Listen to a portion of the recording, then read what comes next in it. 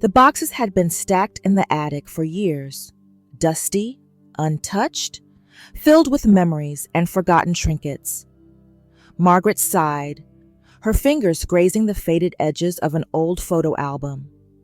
She wasn't just holding on to things, she was holding on to the past, the guilt, the expectations that weighed her down. But then, a simple realization changed everything. What if lightening her life meant letting go? If you're 70 plus, it's time to release what no longer serves you. Let's start with the first thing. 1. The guilt of saying no.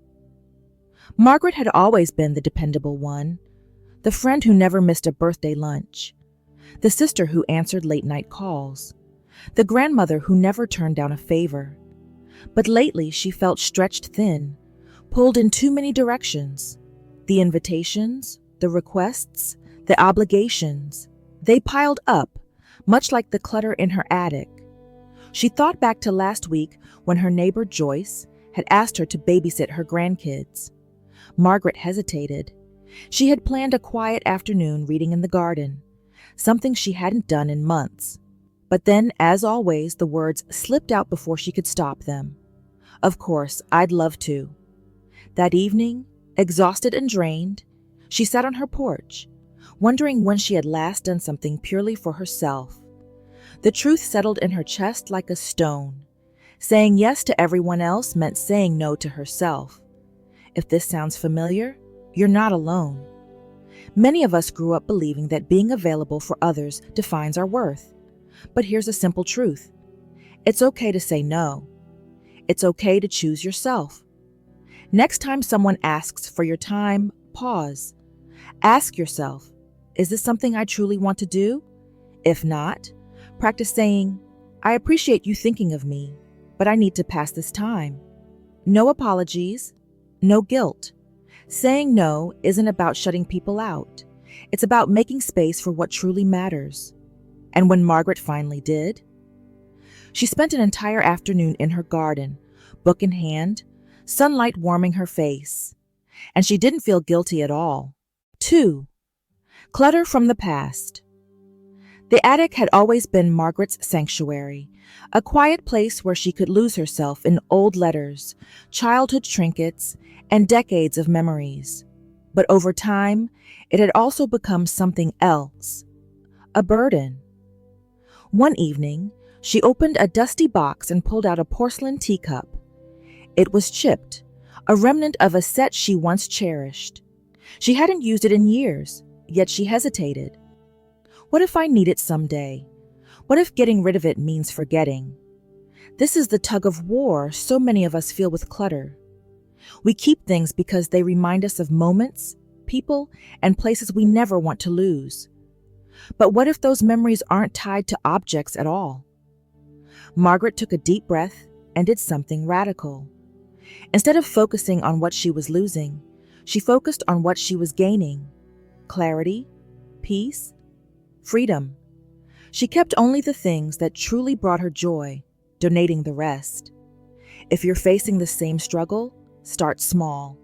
Choose one shelf, one drawer, one box. Hold each item and ask yourself, does this bring me peace or weigh me down? If it's the latter, let it go. Margaret didn't lose her memories when she decluttered. Instead, she created space for new ones, like the laughter of her grandkids playing in the now open attic, a space finally free of the past's weight. 3. Negativity in conversations. The weekly coffee meetups had once been Margaret's favorite part of the week, but lately they left her feeling drained. It wasn't the coffee, it was the conversations. Every time, the talk circled back to complaints, health issues, bad news on TV, past regrets. One afternoon, as she listened to a friend spiral into another story about how everything was better back in the day, she caught her reflection in the cafe window. Her shoulders were hunched, her expression tired. She wasn't just listening, she was absorbing the negativity. That night, she asked herself, do I feel uplifted after these conversations, or do I feel worse? The answer was clear. Negativity has a way of sneaking into our daily lives, disguised as harmless conversation. But over time, it wears us down. So Margaret made a choice. She started steering conversations in a new direction. When someone complained about the world changing, she shared something exciting she had learned. When discussions turned bleak, she gently shifted to memories of joy, of gratitude, of laughter. And something incredible happened. Some friends followed her lead. Conversations became lighter. Laughter replaced complaints. The energy shifted. You have the power to change the conversation. Try it. The next time someone leans into negativity, counter it with something uplifting. Not only will you feel better, but you'll also inspire those around you to do the same. Margaret no longer dreads her coffee meetups, because now they're not just a habit, they're a source of joy.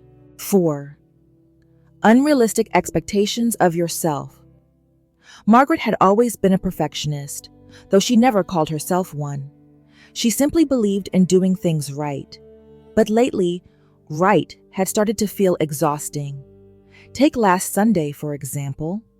She had planned a dinner for her family. Homemade soup, fresh baked bread, and a perfectly set table. But the soup simmered too long. The bread was a little too crisp, and when she looked around, all she could see were the imperfections. She barely heard the conversation around her, too caught up in what wasn't just right. And then her grandson interrupted her thoughts. "Grandma, this is the best dinner ever." Margaret blinked. The soup was fine. The bread was fine. Her family was laughing, talking, and making memories. She was the only one expecting perfection. The truth is that many of us place invisible pressures on ourselves. We expect to look a certain way, host a certain way, and even age a certain way. But when we let go of those expectations, life becomes easier. Ask yourself, are my expectations bringing me joy, or are they making me anxious? If it's the latter, permit yourself to ease up. Let the house be a little messy. Let the cake be store-bought. Let yourself rest. Margaret still loves a well-set table, but now she's learned to laugh when things don't go as planned. And her family? They still think every meal she makes is perfect.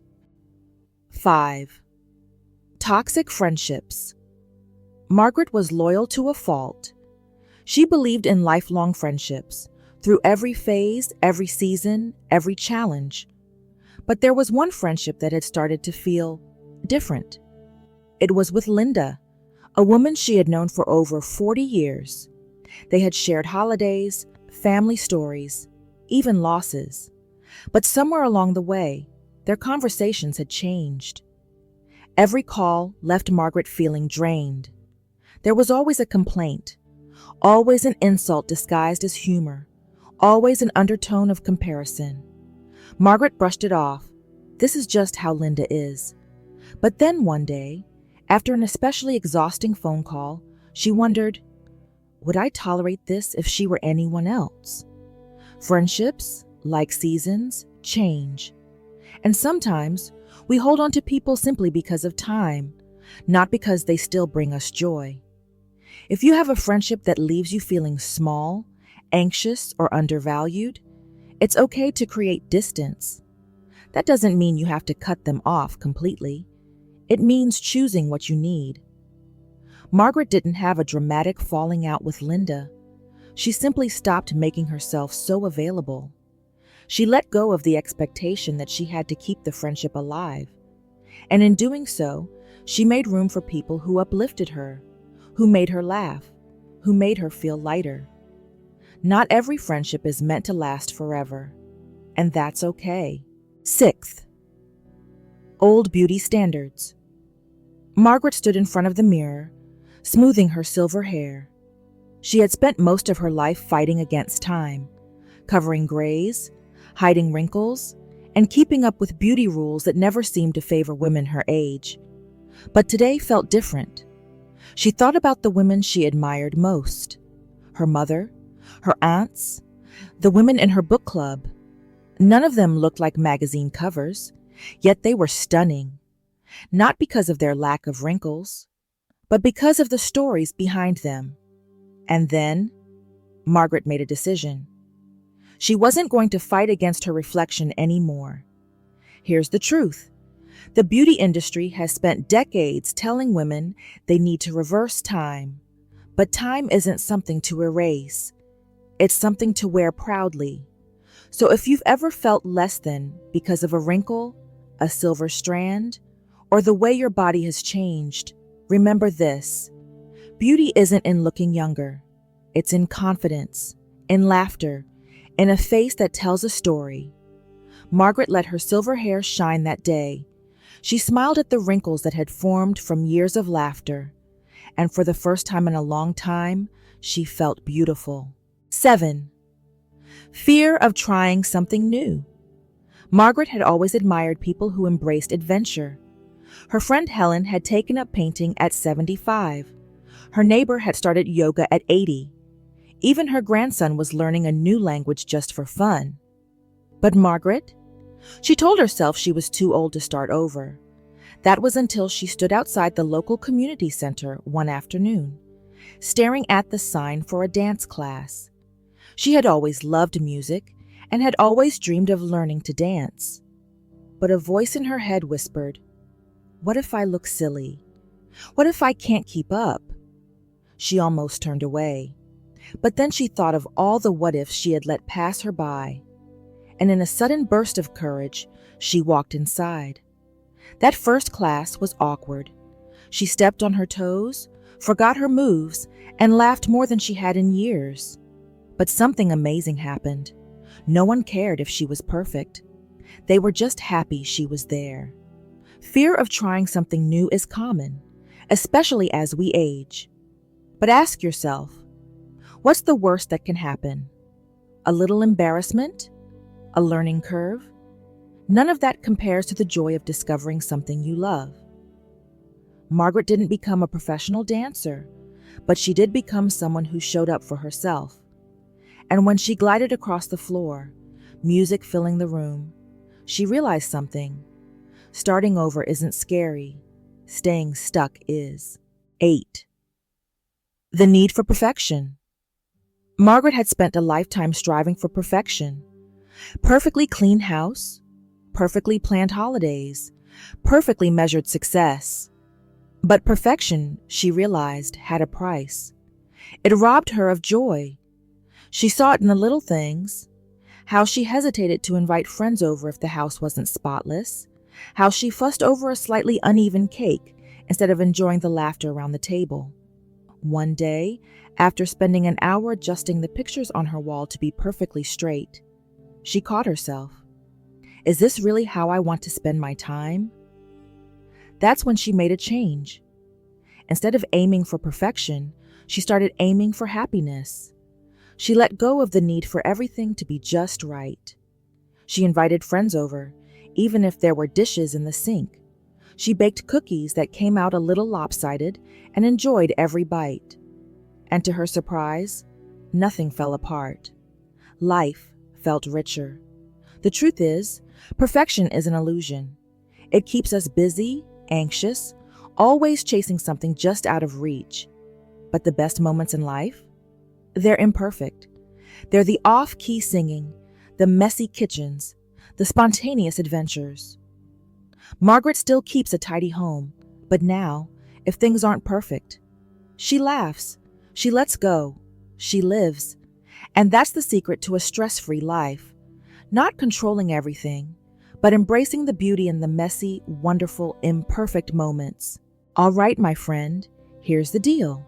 Life's too short to carry around junk, guilt, and people who drain your energy like a bad phone battery.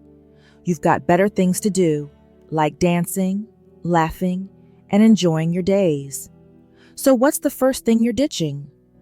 Let me know. I'm cheering you on.